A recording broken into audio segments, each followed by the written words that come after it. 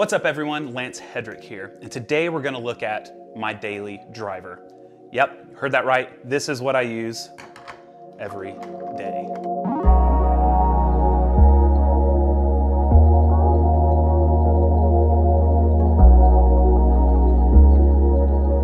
Alright, so the Kono Dripper, this is what I absolutely adore, and I'm going to tell you the reasons why. What's the song I'm thinking of? Oh, it's from the Scrubs musical, season 6, episode 6, if anyone's a Scrubs fan. Anyway, okay, that was a really esoteric connection there. Anyway, so if you look inside of this, I'm going to use the clear one because you can see it quite well. Look inside, if you notice, there's no ribs on the walls until you get down pretty low. Same with the pink one, but the ribs are up a little bit higher. Now, what is the purpose of this? What does this do? What this allows is for a complete suction of the paper filter against the wall, which disallows majority bypass. All right, it doesn't allow full bypass though, because the ribs down here do push the filter in, so where the coffee powder is, there's going to be air pockets right behind it. Now, obviously, the different heights is going to determine different amounts of, different areas of where the water is going to pass through. This is very similar to the pink one, for instance. The ribs are just a little bit wider. Or they look to me a little wider. They may be identical, actually, now that I'm looking at it. Yeah, they're identical. Same amount of ribs, same area.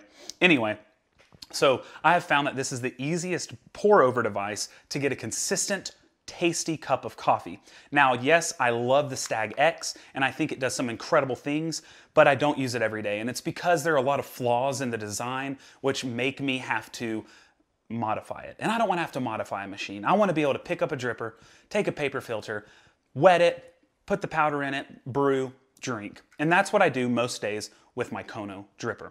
Now, I do want to thank Ply from up at Rogue Wave Coffee.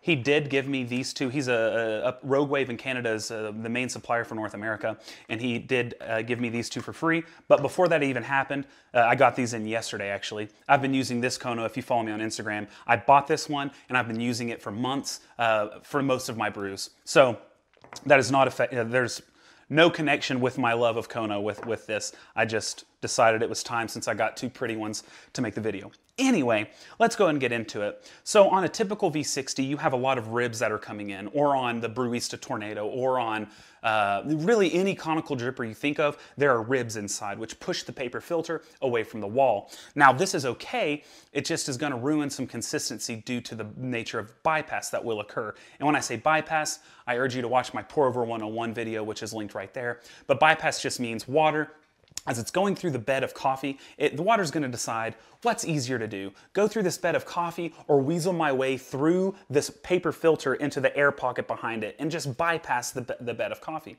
Well, the more water you pour over the bed of coffee, the more potential there is for the water to just ditch the coffee, go around and through the permeable paper filter and around and into your final decanter, cup, whatever you want to say.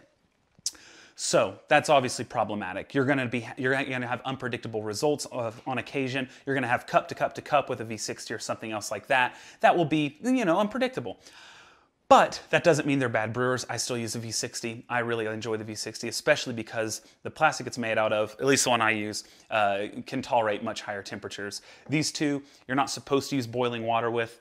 I do. I don't know why I did it like that. That's really awkward. I do. I use boiling water, and I have not, at least on this one, for months now, and there's no cracks, no sign of wear and tear. But technically, but I'm a rebel. I do crazy things. I live life on the edge. This one, though, is rated over 100 Celsius. So the Kono, whatever this is, since 1925, predates the V60. This one is rated up really high, so you can throw steam in it for all I care. Okay, so let's get to my two recipes that I use on the daily, and I switch between these two depending on what I'm trying to get out of the coffee. Now I'm gonna articulate these recipes, and I'm gonna show you them, show how I do them. First one, they're both 12 to 200, 12 grams to 200 grams of water, all right? And I use, depending on the roast profile, depending on what the coffee is, depending on a lot of variables, I will choose my water temperature. Typically, though, I'm just off the boil because I'm typically brewing quite lightly roasted coffees.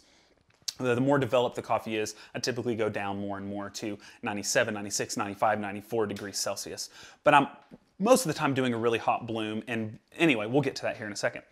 Both of these are 12 to 200 grams. My first one, the one I probably do the most, is I do a 30-gram pour, a 30-gram pour, a 70-gram pour, and a 70-gram pour. Okay, now this is my double bloom brew that I like to use. This is something where if the coffee is a little fresh, like more than 3 weeks or less than 3 weeks off roast, if the coffee is gassy, or if the coffee is really acidic and I really want to accentuate the sweetness of the coffee, I will do this because it gives me a lot more extraction. The second brew that I like to do is a 40-gram bloom, and then I like to do 100-gram pour and then a 60-gram pour. All right. Now, with these, you'll see the pour style that I do, my patterns and whatnot, and I'll explain those as I'm actually pouring them. But I wanted to get the recipes out, and they'll be in the caption below, my 2 recipes. The second recipe I like to use when I'm trying to accentuate the acidity. It extracts a little bit less. But the great thing about this brewer is that it only allows really partial bypass. Where those ribs go, a 12-gram and bigger dose goes over those ribs. So water will have to go through coffee before it bypasses. So the worst bypass you're getting is essentially partial bypass, which I actually don't mind in a cup because it allows for more complexity and nuance and acidity. So this is my daily driver. Before I do the pours themselves, I do want to address what filters I use and why I do such small doses. I like to do 12-gram, 10, 12, 15-gram doses. Those are my 3 increments I typically do. With 10-gram, I'll go to this because it has those smaller ribs. Anyway, I like to do smaller doses. I like to use these smaller Konos. And when I do 12-gram doses, I can drink 2, 3, 4 cups of coffee in a day. And it's about as much as some of you do in one sitting. So I'm able to stretch out my coffees during the day, and I can switch up what coffees I'm drinking. Now for filters, the Kono filters are okay. They're not bad, but I prefer to use my favorite conical filters. Now they are too big for my small drippers, but that's no big deal. I love the Kafek medium roast. This one I found to have the highest ability to absorb fines without clogging, and I found them to be quite fast, has a quite fast flow. So I like to take this and then simply about 2 centimeters down, just cut a little rainbow off. Whoops, that's a little further than that. Just cut a little rainbow. We're just cut the reading rainbow. How's that song go? Butterfly in the sky. I can fly twice as high. Take a look, it's in a book. Oh, this is the rainbow.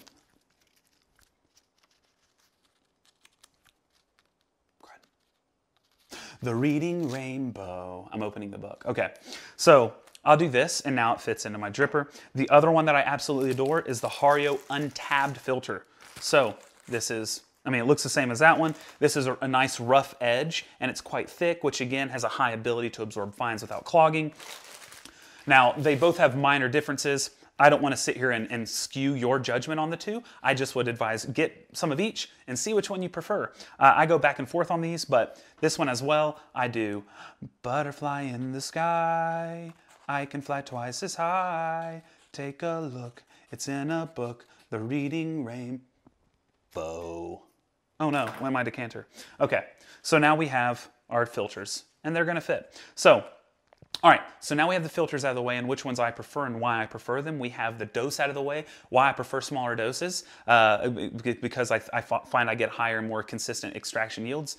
And then why I use plastic, well, better heat retention. All right, so first thing is first. What I'm gonna do is wet the filter. Now I typically go to a sink to do this because I want that pressure from the water to hit quickly and to build up before it's draining through so that the weight of the water sucks that filter down. I'm gonna use a jar so that you can see this on camera though. So I wanna pour it quickly and dispense it.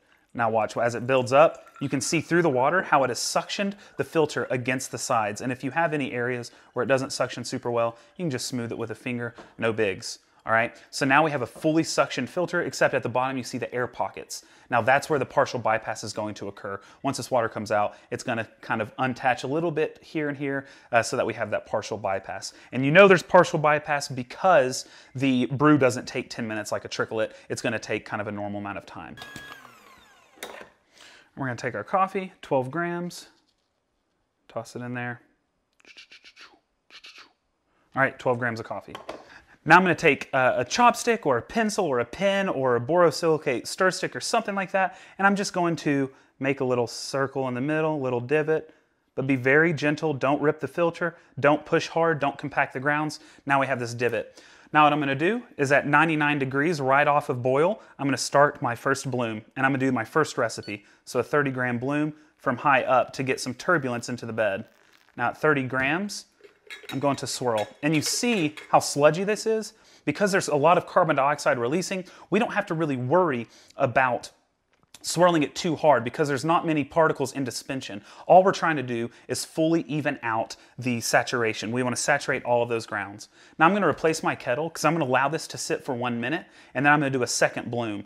The reason I'm going to do a second bloom is because there's a crust forming right here. As you see how it's dried out, there's now a crust, and you'll see when I do my second pour, more CO2 is going to release. The CO2 from the bottom of the cone can kind of get caught up behind that crust that is formed. So I'm going to do a second bloom and another swirl in order to really ensure I have primed those grounds for full and efficient diffusion. All right, so we're at 50 seconds. I'm going to go ahead and grab my kettle and we're going to get ready for this second pour. And again, notice how I pour up from an angle. This is to inject kind of air bubbles down there to get some turbulence. And if you listen, you're going to hear that turbulence occurring. So if I were to be pouring with a more solid flow closer to it, it would be silent, and that would be giving you laminar currents inside, which is not as turbulent as this turbulent flow that I'm really adhering to. So at about 2 minutes, I'm going to start my the bigger pours. So I'm resituating my kettle back, and I'm going to put my temperature down actually to 97. All right, so for the rest of the brew, I want to have a little lower temperature because I don't want to exacerbate the coffee. I don't want to pull out too much bitterness. I have now primed those grounds really well, and I'm waiting to 2 minutes because it has been shown recently, specifically by Jonathan Gagne in his book, The Physics of Pour Over Coffee, which I'll have linked in the caption below, that a 2-minute bloom, he is speculating that it is allowing the water to fully penetrate those grounds to allow for the most efficient and proper diffusion possible, so you can get a higher extraction yield. He noticed about a 1% increase. Now what I'm going to do here is again that turbulent flow, and I'm doing just a small circle right behind the center up until I'm at 130 grams. And then I'm going to do just a gentle swirl. Now, please remember that this swirl, which should be recalled as the Hoffman spin, some people refer to it as the Rayo spin, but Scott has told me Hoffman was the one who came up with it. So this Hoffman spin, a lot of people think the idea is to be really vigorous with it, to fully saturate everything with each successive pour. I have a video that I'm going to link in the, I'll put it right here into the video itself, but I have a video that shows what exactly is going on with that spin, and the biggest part is leveling out that top layer. So we're going to level out that top layer with that spin to ensure that it's even. Then we have one more pour. We're going to pour up to 200 now, and it's that same thing, small circles right behind the center. We're finishing up at 200, and there we are. And we're going to do one more small swirl, and that is it for this brew. Then we're just going to let it drain, and it should take 5.5 minutes to drain, and that is because of that 2-minute bloom. So don't be worried about a long brew time here. It's not as long as you think. You can essentially negate 1.5 minutes of it based off that long bloom that we're doing. So this is the first one. This is going to give you the highest extraction of the two, and it's going to give you a really nice, repeatable, tasty cup with high sweetness, and it's going to tame some of the acidity in the coffee, and I found that it allows some of those florals to kind of peek their head through. All right, so this is going to finish draining, and I'm going to go ahead and prepare my next brew.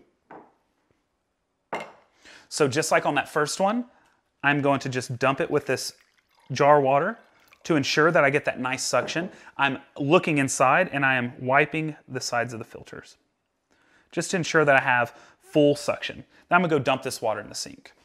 All right, so this finished draining at 4 minutes and 30 seconds. You take out about a minute and a half off. It's around a 3-minute brew.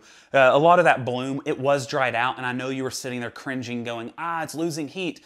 But what's more important there is to ensure that the water goes all the way to the most inner parts of that ground that it can penetrate in order to set ourselves up for efficient and deep diffusion, getting us a really nice, sweet, tasty cup. So this is done. I'm going to put this right here, and then we have our coffee brew. All right, here we go. Now I have this heated. I'm going to take my ground coffee, and I'm going to add it in here.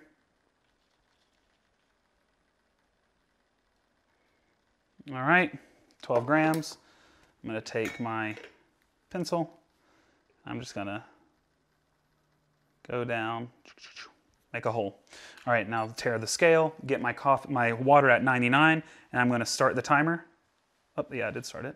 And pour from that height to get that turbulence where you hear that. Nice. We go to 40 grams, and I'm gonna give it a nice swirl. I'm not worried about it clogging on the bloom. I'm just trying to fully saturate all those grounds. Now I'm gonna wait until 2 minutes hits because I want that full saturation of the grounds. I'm not doing a double bloom this time. This one I'm trying to accentuate the acidity, and so I'm not gonna be doing that 2 pours at the beginning, which I do believe enhances the extraction. This one, though, as I said, is what I use when I'm trying to bring out more acidity. So it'll be a lesser extraction, but it'll be a delicious cup of coffee, and you're still gonna get a pretty high extraction because of the lessened bypass. As you see, water cannot escape on these sides. It can only go through the coffee until it hits those air pockets. Then it can partial bypass, but a lot of that coffee's going through, or a lot of that water's going through the majority of the coffee. All right, I'm gonna go ahead and grab my kettle. That's at 99 once more. And I'm going to do a 100-gram pour. So I'm gonna pour up to 140 grams. And 2, 1, and with turbulence, there we go. See here, I'm going right above the break point, and I'm just doing those small circles right behind the middle because the pour is at an angle. Going right behind the middle is what's going to hit that center deep, okay? Then I'm going to replace my kettle once more. I'm going to turn it down to 97. All right, and then at 2 minutes and 45 seconds, I'm going to pour up to 200 grams.